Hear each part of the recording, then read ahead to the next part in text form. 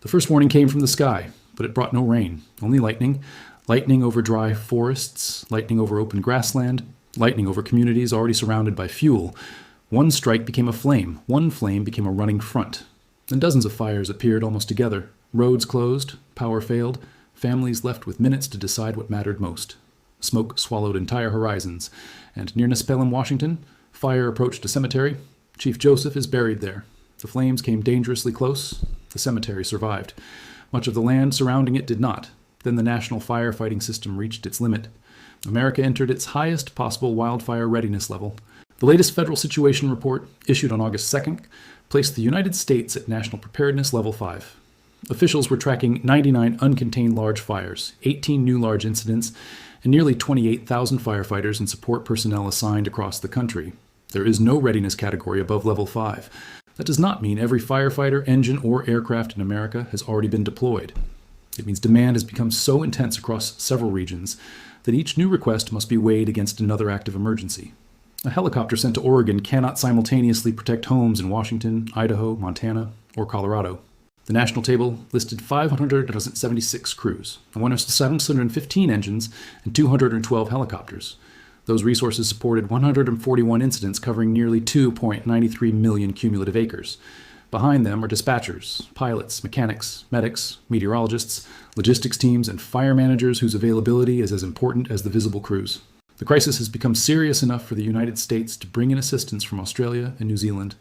1 international incident management team and 59 additional fire line management specialists were assigned to the Northwest, giving exhausted American teams experienced support in planning, aviation operations, safety, communications, and command.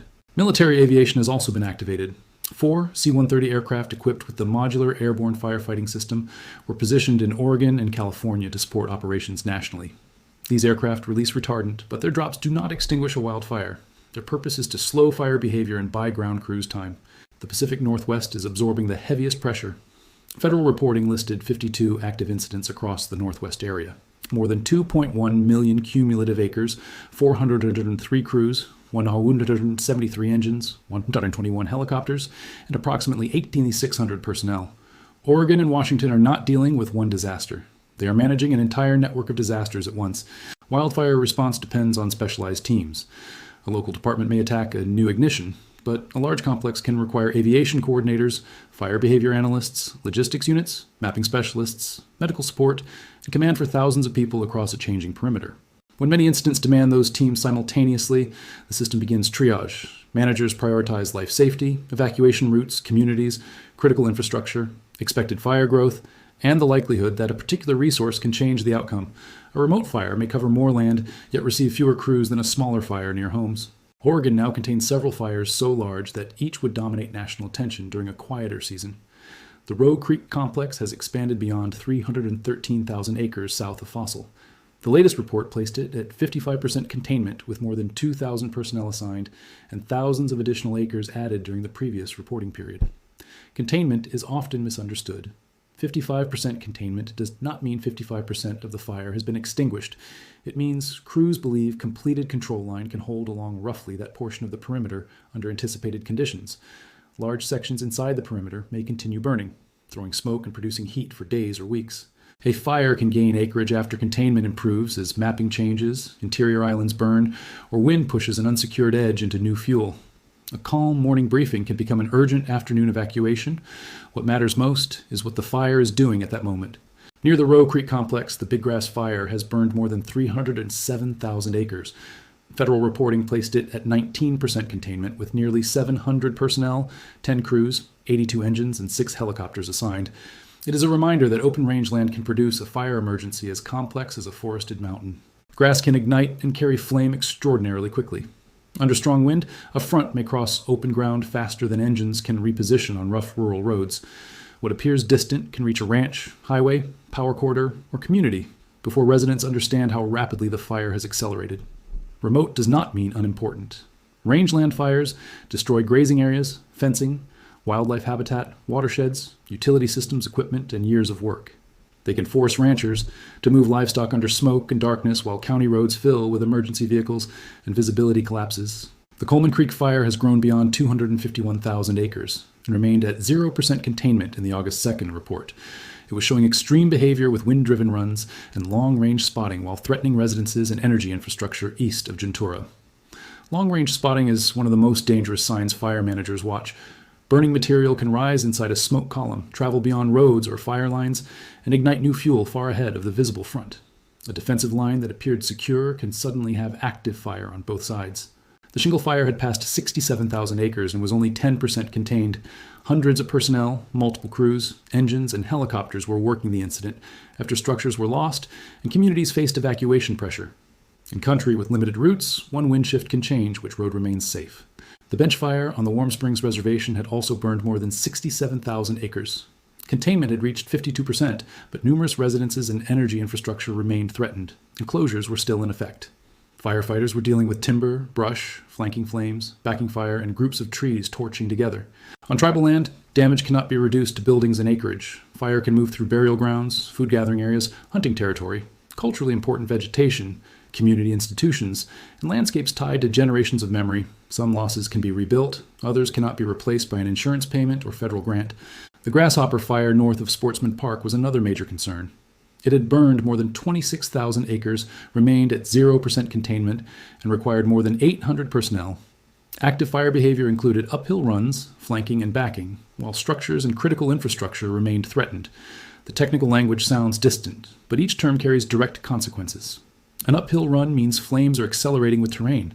Flanking means fire is spreading along its sides. Torching means individual trees or groups of trees are igniting rapidly and throwing embers above the surface fire. Washington faces the same resource pressure, and the Kaiser Canyon fire remains one of the most painful incidents of the season.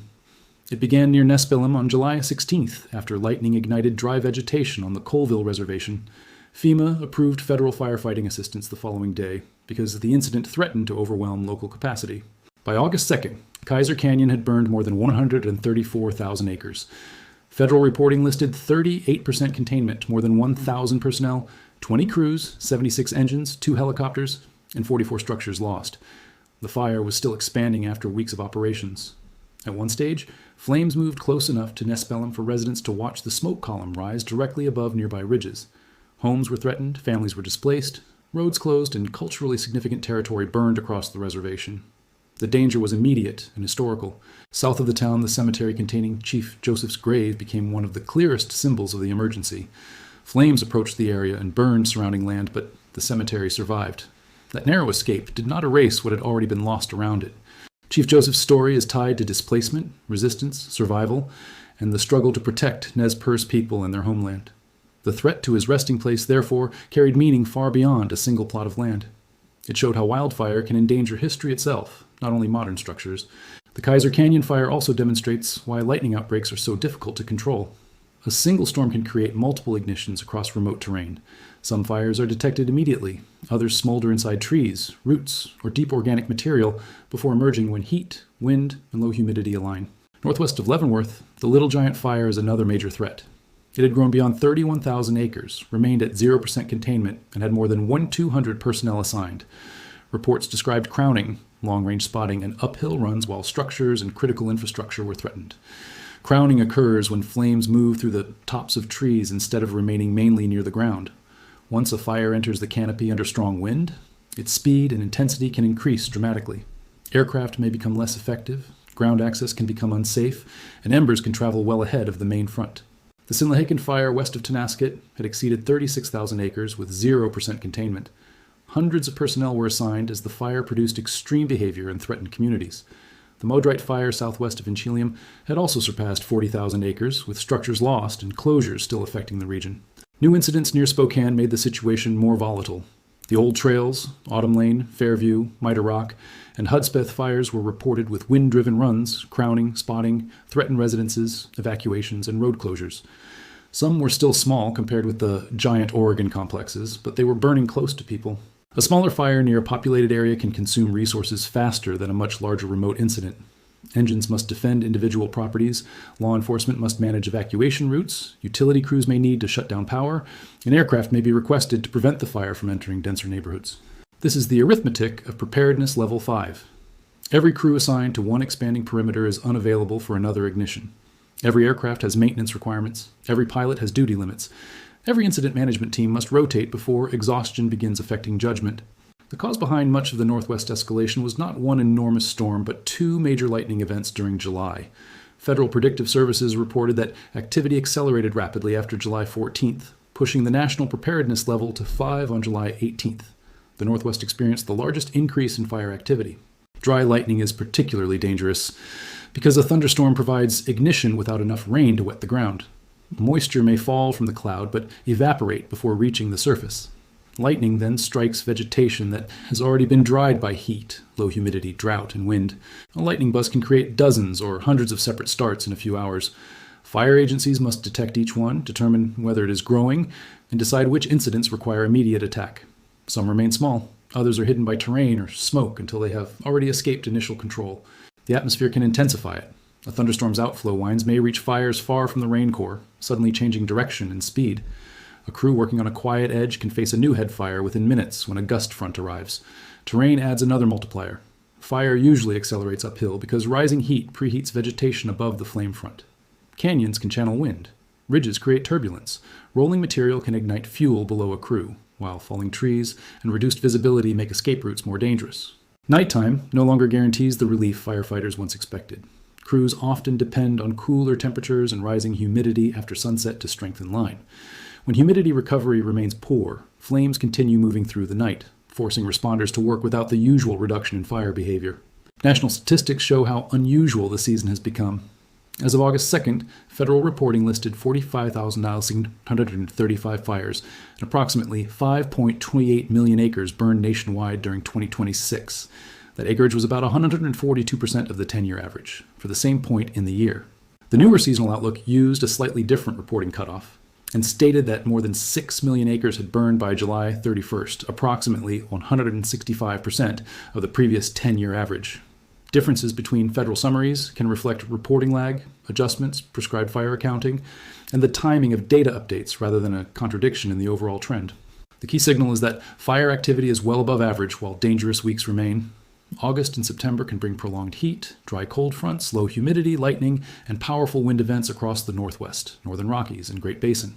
The August outlook forecasts above normal significant fire potential across most of the northwestern United States, extending from central Utah, northwest Colorado, western Wyoming, and northwest Montana westward to the Pacific coast and northeast California.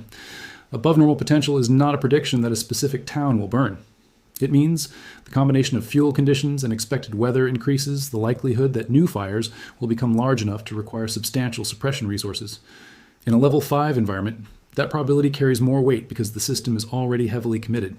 The outlook also indicates that elevated potential may persist into September across Oregon, Washington, Idaho, northern Montana, northern Nevada, northern Utah, northeast California, and parts of the northern plains. Relief may arrive unevenly, leaving some regions exposed longer than others.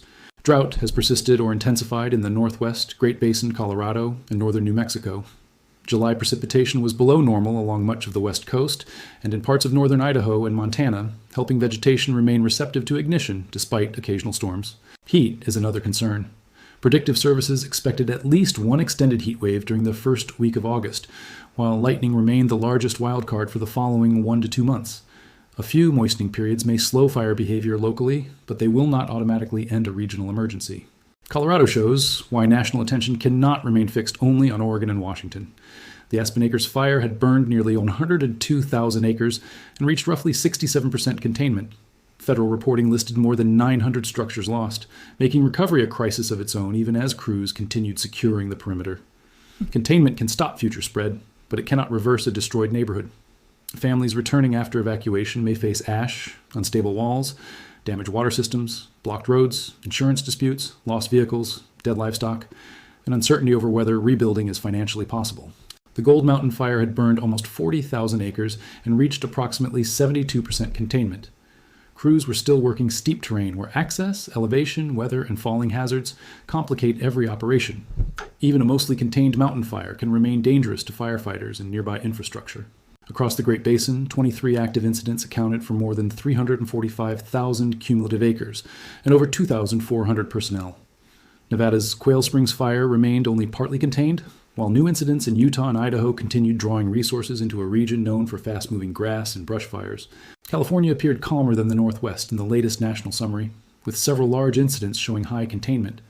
But the state was not outside the danger zone. A new fire near Hopland was showing wind-driven and uphill runs while threatening structures and forcing evacuations. Lower California activity can create a false sense that the worst has passed. The state still has dry vegetation, large populations in fire-prone areas, complex terrain, and months of potential wind events. One ignition during the wrong afternoon can transform the national resource map. Large fires were also burning outside the West. In Minnesota, the Bear Trap and Sioux fires were affecting tens of thousands of acres in the Superior National Forest, threatening structures and communications infrastructure while requiring evacuations and closures. National scarcity means those incidents compete for many of the same federal resources. Smoke expands the emergency far beyond the flame perimeter.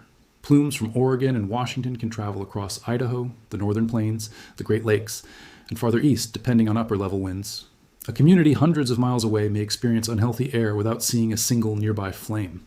The main health concern in wildfire smoke is fine particulate matter, known as PM 2.5. These particles are small enough to travel deep into the lungs and may enter the bloodstream. Short-term exposure can cause burning eyes, coughing, throat irritation, headaches, chest discomfort, and difficulty breathing.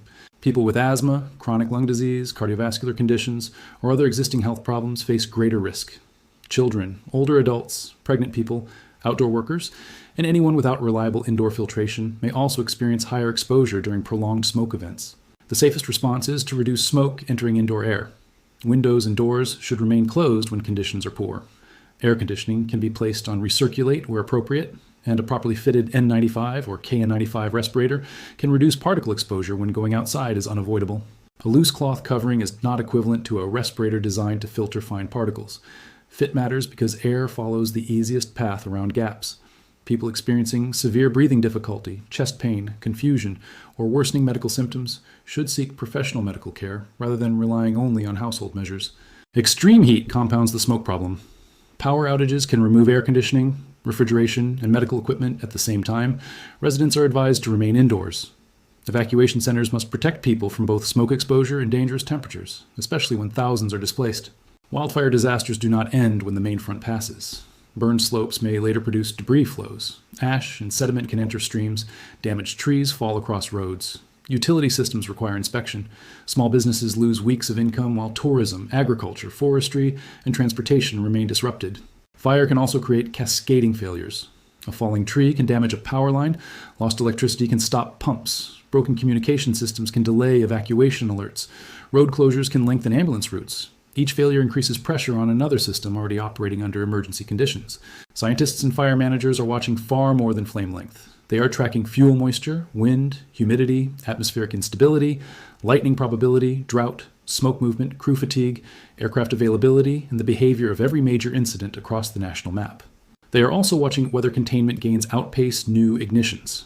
A large Oregon fire may release crews after reaching a secure stage, but 3 new Washington fires can immediately absorb them. The national situation improves only when total demand declines, not when one famous incident becomes quieter. The most important short-term signal will be the arrival of critical fire weather.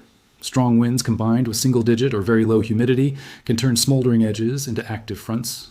Crews may spend days constructing line only to see embers cross it during one severe afternoon. The next signal is nighttime humidity recovery.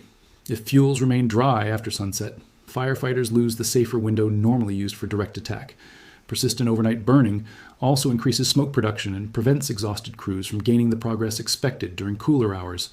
Lightning remains another major variable. A storm may provide meaningful rain in one valley while producing dry strikes and powerful outflow winds 20 miles away. Forecasts can identify areas of concern, but the exact location of each ignition cannot be known in advance. Resource availability may become the decisive signal of all. Fire managers can know where a fire is likely to move and still lack enough crews or aircraft to attack every priority simultaneously. Preparedness. Level 5 exists because operational capacity is part of the hazard, not merely a response detail. Residents in fire-prone areas must prepare before smoke appears. Local alert systems should be activated, evacuation zones understood, vehicles kept fueled, phones charged, and more than one exit route identified. Waiting to see flames can remove the safest opportunity to leave. A go bag should contain identification, medication, water, chargers, protective masks, basic clothing, important contacts, and copies of essential insurance or property documents. Families must also plan for children, older relatives, people with disabilities, pets, and livestock before an evacuation order arrives. Level 1 usually means prepare. Level 2 means be ready to leave immediately. Level 3 means go now. Exact terminology can vary by jurisdiction, so residents must follow local instructions rather than assuming every county uses identical language. Evacuation decisions are based on information residents may not be able to see from their homes. Fire can be hidden behind terrain. Embers may arrive before the main front. Smoke can make distance impossible to judge. A road that is open now may become unusable minutes later. Unauthorized drones create another serious danger. If a drone enters an active fire area, helicopters and air tankers may be forced to leave for safety. A person attempting to record dramatic footage can remove aviation support at the exact moment firefighters and threatened communities need it most. Human-caused ignitions are especially unacceptable during this level of national strain. Hot vehicle parts in dry grass, dragging trailer chains, unsecured campfires, outdoor equipment, burning debris, and other sparks can create incidents that consume resources already needed elsewhere. Preventing one ignition may sound insignificant beside a 300,000-acre complex. In reality, one avoided fire may keep an engine in a threatened community, preserve a helicopter for a lightning start, or prevent another incident management team from being pulled into a new emergency. The coming weeks will show whether the Northwest can turn massive staffing and aviation support into durable containment before another major weather event. Several fires are gaining control line, but many others remain at zero or low containment while new incidents continue appearing. Kaiser Canyon may improve, yet another lightning outbreak could create a replacement emergency. Roe Creek may release crews, but a wind-driven fire near Spokane could require them immediately. This is why the national map can remain critical even when individual containment numbers rise. The timing is what makes the situation especially concerning. The United States reached its highest preparedness level before the traditional late summer peak had fully passed. August and September still carry the potential for heat, dry fronts, lightning, and strong winds across large portions of the West. No responsible forecaster can say exactly how severe the rest of the season will become. Weather can shift, rain can arrive, and crews can stop new ignitions before they expand. But the current workload means there is less room for another widespread outbreak than there would be during an average year. There is danger in becoming numb to the numbers. 100,000 acres begins to sound ordinary. 40 structures become one line in a report. Tens of thousands of evacuees turn into a statistic. That familiarity hides the individual losses behind every perimeter. Every burned home held photographs, documents, furniture, tools, and private memories. Every damaged ranch represented years of labor. Every closure affected workers and businesses. Every evacuation replaced ordinary life with the question of whether anything would remain when people returned. For communities on the Colville Reservation, the crisis extends beyond property. Sacred places, cultural landscapes, traditional resources, burial sites, and community history have been placed in the path of a disaster that can transform land in a single afternoon. For firefighters, the emergency is measured in long shifts beneath unstable trees, heat, smoke, and changing wind. It is a radio message that a spot fire has crossed the line. It is an evacuation route that must remain open. It is knowing another crew elsewhere is facing the same conditions.